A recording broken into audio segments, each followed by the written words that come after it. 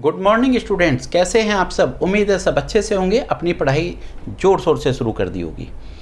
Student, हम पढ़ रहे हैं करंट इलेक्ट्रिसिटी यूनिट नंबर 2। उसी की कंटिन्यूटी में हम स्टडी करेंगे आज ईएमएफ क्या होता है, पोटेंशियल डिफरेंस क्या होता है, इंटरनल रेजिस्टेंस क्या होता है, और हम ये जान पाएंगे कि ये सब किस तरह से हम कैलकुलेट कर सकते हैं। इनके क्वेश्चन हमारे एग्जाम पॉइंट ऑफ व्यू से किस तरह से इंपॉर्टेंट रहेंगे, और हम इसमें ग्राफ देख सकते हैं कि हमारे कुछ ग्राफ के क्वेश्चन आएंगे वो किस तरीके से होंगे। और हम एक मेन देख पाएंगे कि डिफरेंस, बेसिकली डिफरेंस हमारा ईएमएफ एंड पोटेंशियल डिफरेंस के बीच में क्या डिफरेंस होगा, तो हम इसको भी पढ़ पाएंगे। आइए शुरू करते हैं आज का टॉपिक।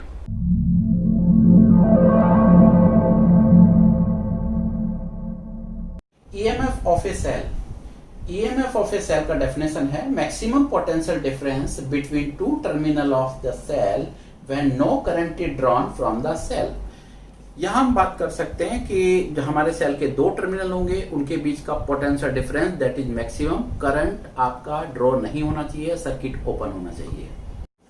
स्टूडेंट, अब हम देखते हैं कि EMF of a cell is independent of. अब इंडिपेंडेंसी देखनी है हमें, तो कहां पर है। नंबर 1 देखते हैं, quantity of electrolyte present in the cell. Number 2, size of electrode, distance between electrode. इससे रिलेटेड कहीं हमारा थियोरेटिकल क्वेश्चन हो सकता है कि वो बदल के आपसे कहे कि ईएमएफ का क्या होगा, तो इन्हें हमें ध्यान रखना है।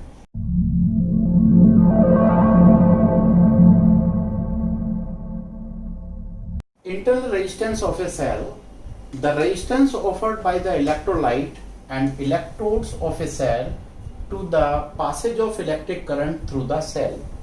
स्टूडेंट, यहाँ हमें एक बात बहुत अच्छे से समझने की जरूरत है कि जब भी हम कोई नया सेल लगाते हैं तो उसका इंटरनल रेजिस्टेंस लो होता है, और जैसे जैसे हम यूज करते जाते हैं उसका इंटरनल रेजिस्टेंस बढ़ता चला जाता है, इंक्रीज हो जाता है।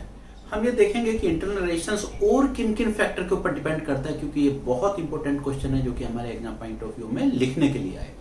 Internal resistance of a cell depending upon the following factors. ये फैक्टर हम देखने हैं कौन से हैं। The distance between the electrodes.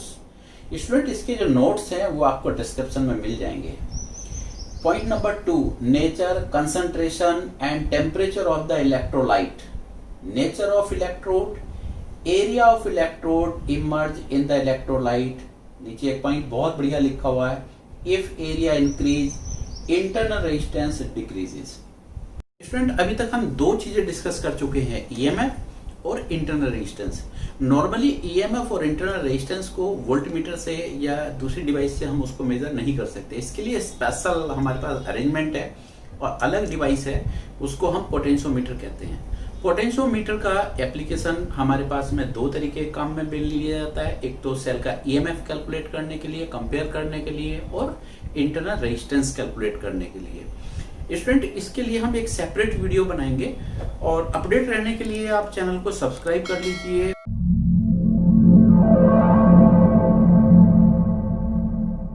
Potential difference of a cell. Potential difference between the two terminal of the cell when circuit is close. इसको denote करते हैं कैपिटल V से। Potential difference of the cell is always less than the EMF of the cell. इसको हम देखने के लिए एक सर्किट बनाएंगे, और सर्किट हमने यहाँ देखिए इस तरीके से बनाया है। यहाँ हमारे पास सर्किट है, इस सर्किट में ये हमारे पास सेल है, सेल का ईएमएफ हमारे पास है। यहाँ पर हमने एक वोल्टमीटर भी लगाया हुआ है। ये हमारा इंटरनल रेजिस्टेंस है, ये हमारा एक्सटर्नल रेजिस्टेंस है। जब ये हमारे पास स्विच है, अब हम क्या करते हैं, स्विच को ऑन करते हैं। जब मैं स्विच को ऑन करूंगा तो सर्किट पूरा का पूरा क्लोज हो जाएगा और इसमें करंट फ्लो होना शुरू होगा। तो जब यहाँ से करंट फ्लो होना शुरू होगा तो ये एक हमें लूप बनता हुआ नजर आएगा, और यहाँ पर हम जो है के को क्लोज करने के बाद में केवीएल यूज कर लेंगे। केवीएल यूज करा तो देखिए यहाँ से हमने शुरू करा है। जब मेरे पास ये रेजिस्टेंस आया तो यहाँ से क्या होगा, पोटेंशियल डिफरेंस ड्रॉप होगा, ये यहाँ पर आ गया। फिर करंट की डायरेक्शन में आए तो ये इंटरनल रेजिस्टेंस से ड्रॉप करेगा, तो सेल को क्रॉस करेंगे, पॉजिटिव टर्मिनल आएगा, तो हमने केवीएल पूरे तरीके से लगा दिया है। और हमने यहाँ पर देखा है कि V = IR हमारे पास होता है, तो हमने IR को V लिख लिया है, पोटेंशियल वोल्टेज लिख लिया है इसका। और हमने जब इसे कैलकुलेट करा तो हमने देखा V = E - IR। तो यहाँ देख रहे हैं कि हमारे पास जो ईएमएफ है, ईएमएफ में स्लाइटली कुछ माइनस हो रहा है। इसका मतलब है कि जो पोटेंशियल डिफरेंस होता है वो ईएमएफ से स्लाइटली कम होता है। लेकिन अगर मैं इस सर्किट को क्लोज ही ना करूं, इसको नहीं हमने क्लोज किया है, इसका मतलब सर्किट ओपन है। सर्किट ओपन है तो यहां से करंट फ्लो नहीं हो सकता। इसी इक्वेशन के अंदर अगर मैं करंट को जीरो कर दूं तो हम देखते हैं कि जो वोल्टेज और ईएमएफ है दैट इज सेम। इसी इक्वेशन का यूज करके हम देखते हैं कि इंटरनल रेजिस्टेंस कैलकुलेट कैसे कर सकते हैं। तो हमने क्या करा, इंटरनल रेजिस्टेंस कैलकुलेट करने का कैलकुलेशन शुरू करा। तो हमारे पास यहाँ आ गया है ईएमएफ माइनस वोल्टेज अपॉन में करंट। हमने क्या करा, इसको थोड़ा इजी बनाने के लिए तो हमने इसको कैपिटल आर से मल्टीप्लाई कर लिया, कैपिटल आर से मल्टीप्लाई, कैपिटल आर से डिवाइड।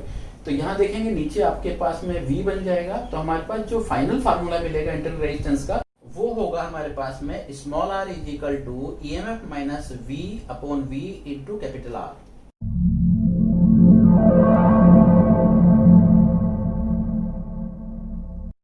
स्टूडेंट यहाँ देखिए हमने कुछ इंपोर्टेंट ग्राफ को डिस्कस किया है। पहला ग्राफ हम देख रहे हैं कि ईएमएफ और पोटेंशियल डिफरेंस में ग्राफ क्या होगा।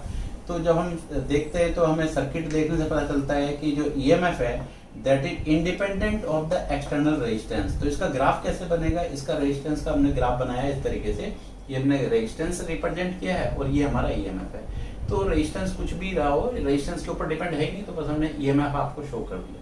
सेकंड ग्राफ हम देखते हैं। सेकंड ग्राफ हमारे पास में है graph between voltage and resistance. तो वोल्टेज और रेजिस्टेंस का ग्राफ देखने के लिए हम यहाँ देखते हैं कि हमारे पास जो इक्वेशन थी हमने देखा कि V इज इक्वल टू जो हमारे पास ईएमएफ है माइनस IR। अब हाँ यहाँ पे हम जानते हैं V is equal to IR, तो यहाँ से I की वैल्यू हमने निकाल के इसके अंदर पुट कर लिया।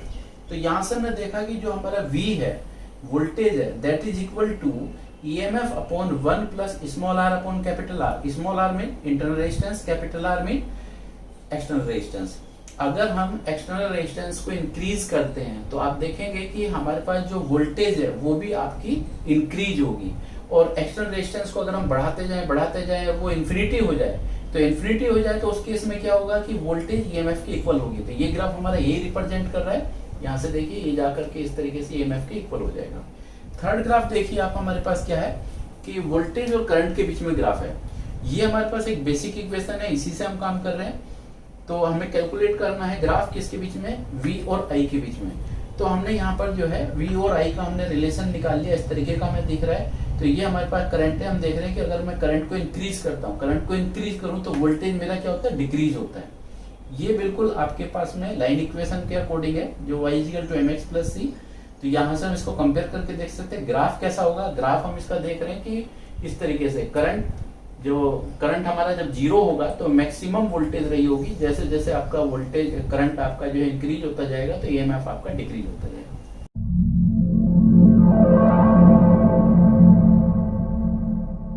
स्टूडेंट अब हम बात करते हैं ईएमएफ एंड पोटेंशियल डिफरेंस के डिफरेंसेस की।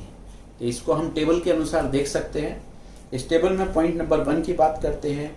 EMF is the maximum potential difference between the two electrodes of the cell when no current is drawn from the cell. That means when the circuit is open.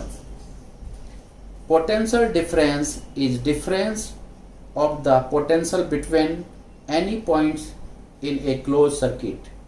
Point number 2 EMF की बात करेंगे। It is independent of the resistance of the circuit.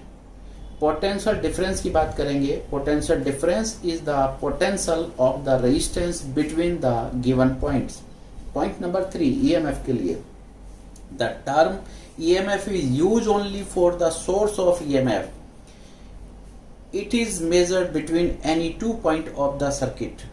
Point number 4 it is greater than the potential difference between any points of the circuit. However, potential difference is greater than EMF when cell is being charged.